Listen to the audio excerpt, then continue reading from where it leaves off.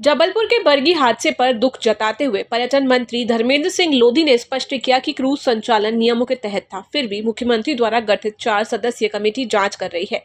उन्होंने सख्त लहजे में कहा कि दोषियों को बख्शा नहीं जाएगा और अब प्रदेश में फिटनेस सर्टिफिकेट के बिना क्रूज नहीं चलेंगे। वहीं बंगाल चुनाव परिणामों पर झालमुड़ी पॉलिटिक्स का जिक्र करते हुए लोधी ने कहा कि ममता बनर्जी की हार का मुख्य कारण मुस्लिम तुष्टीकरण है। उन्होंने पीएम मोदी और अमित शाह के नेतृत्व की प्रशंसा करते हुए इसे जनता के दर्द की जीत बताया।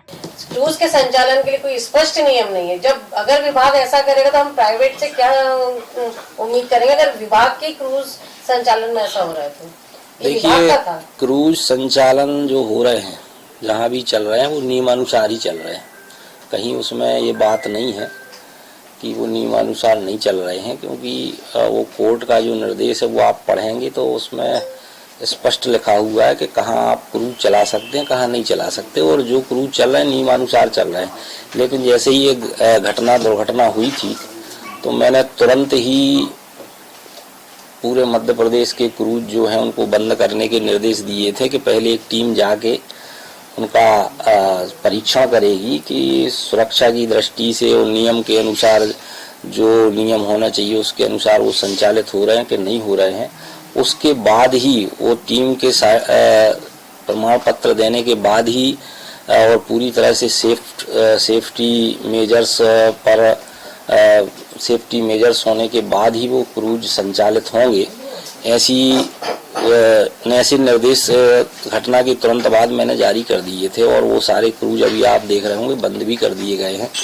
और जैसे ही वो टीम जाके उनका परीक्षण करेगी और वो टीम उनको सर्टिफिकेट देगी कि आप ये चलाने के लिए सुरक्षित है, नियमानुसार चल रहे हैं, सेफ्टी के पूरे प्रबंध हैं, तभी ये क्रूज चलाए जाएंगे। ये अगर अब आप इतिहास उठा के देखें तो भाजपा का वहाँ कोई पहले जनाधार था नहीं।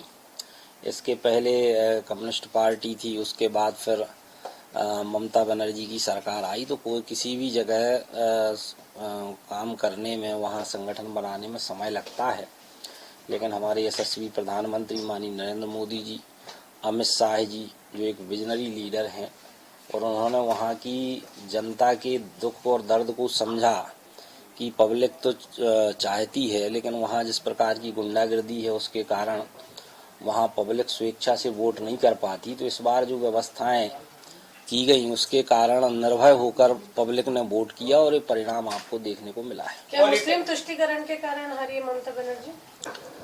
देखिए, तुष्टीकरण, लोकतंत्र में तुष्टीकरण किसी का नहीं होना चाहिए और केवल एक वर्ग की बात करना ये भी अपने आप में गलत है। तो लेकिन हमारे माननीय नरेंद्र मोदी जी तो हमेशा कहते हैं कि सबका साथ, सबका विकास, सबका विश्वास। तो मुझे लगता है मुस्लिम तुष्टीकरण भी ममता बनर्जी के हारने का एक मुख्य कारण हो सकता है, लेकिन उससे बड़ा कारण कुशासन है। जो कुशासन उनका था, जिस प्रकार की गुंडागिर्दी उनकी पूरे में थी, मैंने तो जब ये प्रचार चल रहा था तो मीडिया पे बहुत सारे लोग कहने से डर रहे थे कि हम कहाँ वोट देंगे।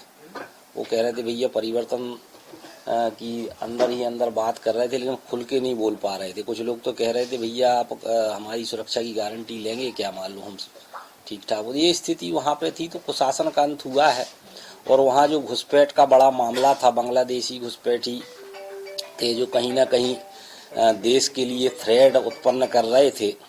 तो मुझे लगता है कि भारतीय जनता पार्टी की सरकार आने के बाद वो सारे बांग्लादेशी घुसपैठिए भी बाहर होंगे और जो देश को थ्रेट करने वाली शक्तियां हैं वो भी परास्त होंगी।